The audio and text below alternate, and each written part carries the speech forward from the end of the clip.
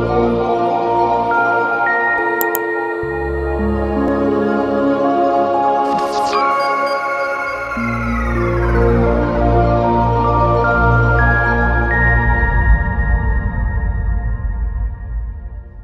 morning. Welcome to all participants to the first face-to-face and online research engagement forum being held in Northern Australia and hosted by the BNHCRC and Charles Darwin University. I would like to welcome all participants, and I would like to also acknowledge that this meeting is being held on traditional lands of the Larrakai people and pay my respects to the elders, both past and present. Before we go further, I would like to invite Uncle Tony for the welcome to country.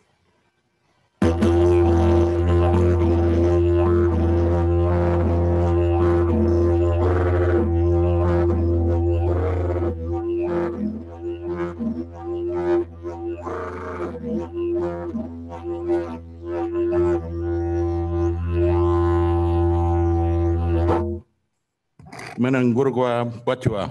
That means hello, Yumup. I'd like to give a welcome from the heart.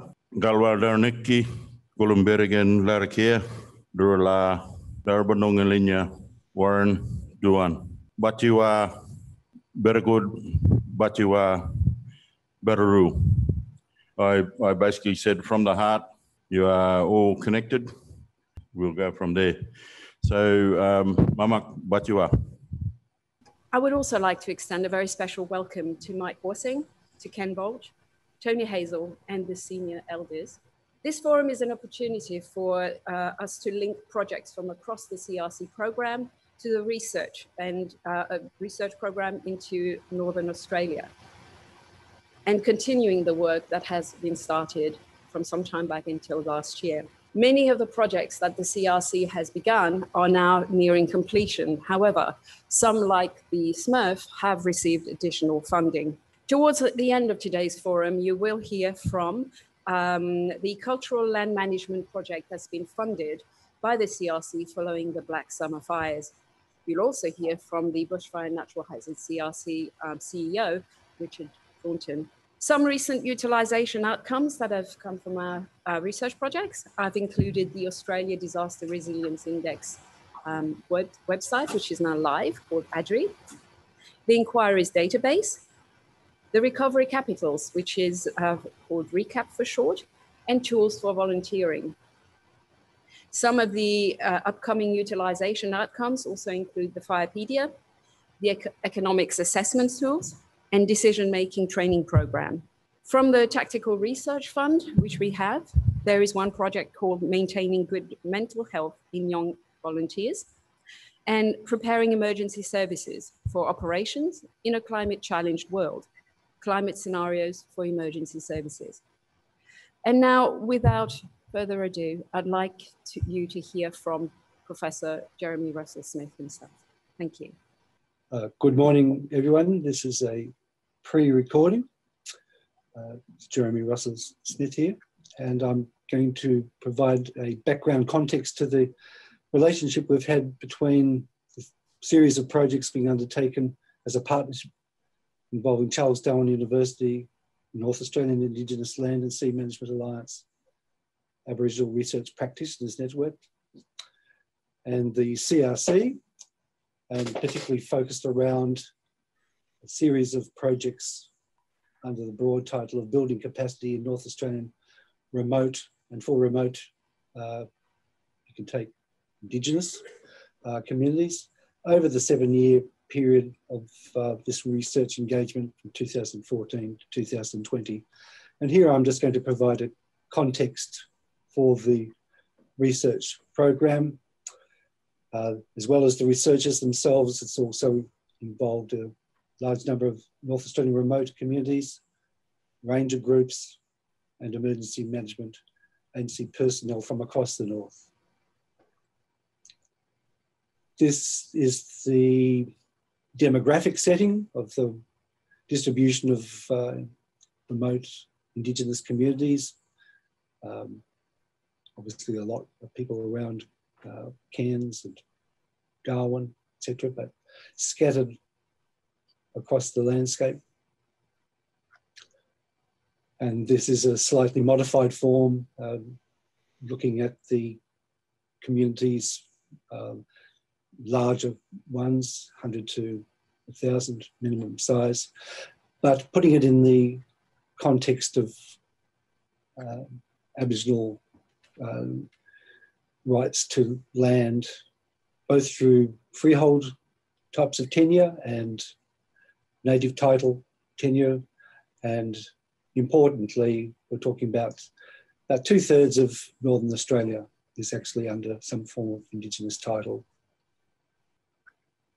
Lots of big challenges from the natural hazards, as we'd be aware, cyclones and associated flooding in the wet season. And on the right panel there, the fire frequency, particularly focused on Northern Australia. And that's dry season set of circumstances, but also illustrating the key point that it's not just about responding to big events, it's also about thinking about preparatory actions and the like that need to be undertaken, planning, etc., throughout the year. That whole shaded area, the rangelands, enormous area, much of continental Australia, that only has about 750,000 people, the last census, and of whom 150,000 are Indigenous. And the further away you get from the large settlements, like Catherine or Kununurra, etc., the larger the proportion of Indigenous people there. And as we're all aware, there are associated issues with high levels of disadvantage, often poor infrastructure, poor communications, and realistically little emergency management capacity in a formal sense, because unless you're in a major settlement like Darwin, Broome, etc., you may not have access to all the facilities and resources which those big towns have, emergency response and management. At a national scale, there is a great policy document from 2007, kicked off by COAG, and it's well worth a read. It says all the right things about developing effective partnerships and arrangements and respect for everybody, but it's never had a cent put to it. So good policy, and remote communities really haven't figured very well in national emergency management planning and thinking. So going back to the start of the relationship with the Bushfires and Natural Hazards CRC, they asked us to develop a project broadly addressing the building capacity in remote communities. And those topics there are the sorts of things we started off thinking about: community resilience, community governance, building better and effective relationships between agency and communities, enterprises that may be used and deployed in these remote settings to actually assist with emergency management. Another set of project outputs looking at information tools, particularly around fire management, and developing appropriate training resources. And these are the sorts of things we have tackled over the last 7 years. In the first phase of the projects, 2014 to 2017, these were the three sort of integrative projects we had. One was been a fire management, looking at particularly developing remote sensing tools and looking at issues surrounding, hopefully, management of gamba grass. The second one looking at issues to do with community resilience and governance models. And that was largely undertaken with NAILSMA and ARPNet. And one of the sort of the key findings really that came out of these early studies was very detailed sampling undertaken in some big remote Arnhem Land communities, and people were relatively comfortable with the natural hazards of cyclones, floods, fires. The big one that really got people upset was government. It was actually a very strong finding. People can live with natural hazards, but they can't live with forever changing policy settings. And the third project is focusing on bushfire natural hazard training. I'm not going into the details of some of the outputs of those projects. In subsequent presentations, some of those things will be discussed in more detail. But we really did put most of this together in a book, Sustainable Land Sector Development in Northern Australia, Indigenous Rights, Aspirations and Cultural Responsibilities. And it was done at the bequest of our Indigenous partners to set out a different type of vision for developing Northern Australia than being offered by the Australian government through their Northern Development White Paper. This one focused on actually building the opportunities for Indigenous people. And those are the chapter headings there on the left-hand side.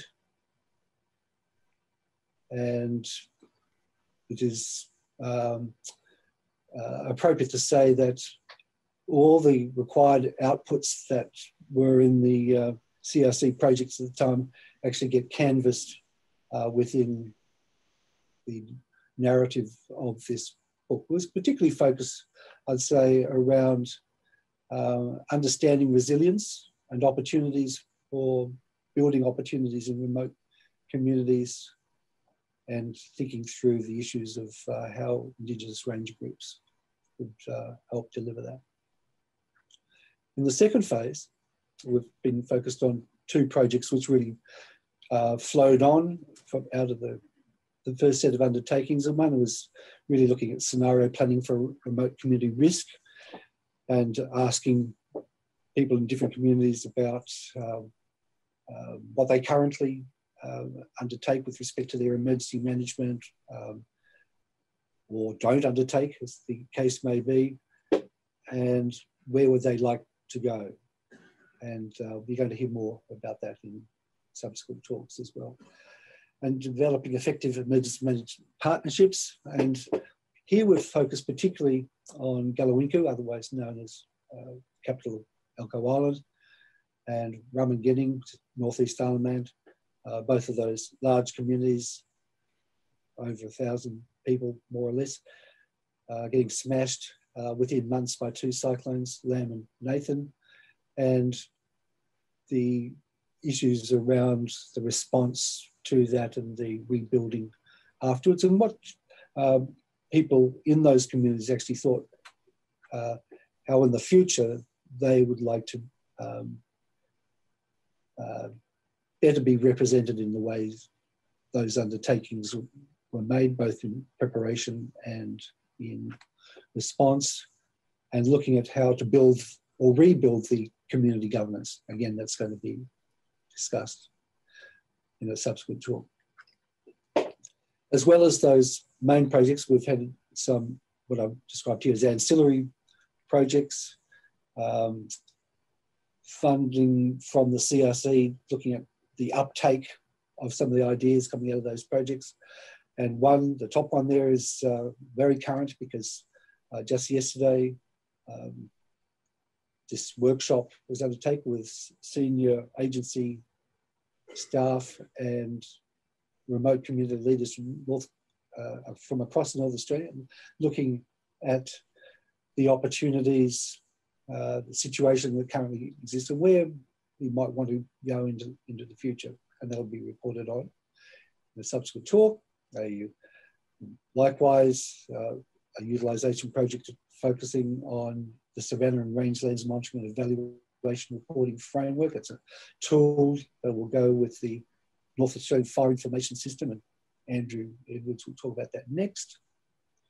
The republishing of a book first published by the Tropical Savannahs Cooperative Research Centre in 2001, looking at as a guideline really on savanna burning issues, understanding and using fire in North Australia. We just need to update that very substantially, given we now have a whole carbon economy built around savanna burning and where's that's going, etc. And I think the last talk of this webinar will focus on just developing research activity, looking at sort of cultural land, fire management, aspirations of Indigenous people coming out of the current commissions and of inquiry and royal commissions in Southern Australia. And finally, a lot of big acknowledgements here to thank the CRC for supporting us. You know, it's been a brave new world with these types of projects, and very much thanks for the support you've given throughout. The NDRP, Australian Institute for Disaster Resilience, funding some major workshops looking at Indigenous leadership, which have been fantastic. Thank you very much for that support. And of course, our emergency management agency colleagues and lead end users, a thankless task, often representing us, trying to understand what we're on about. And our colleagues from across the north, research colleagues and our research partners in remote communities and Indigenous ranger groups. Many thanks to you all. That's it. Thank you very much. Bye. Well, thank you, Jeremy, for this video, and in his absence, it was a great introduction and overview of the Northern Fire research that's been going on.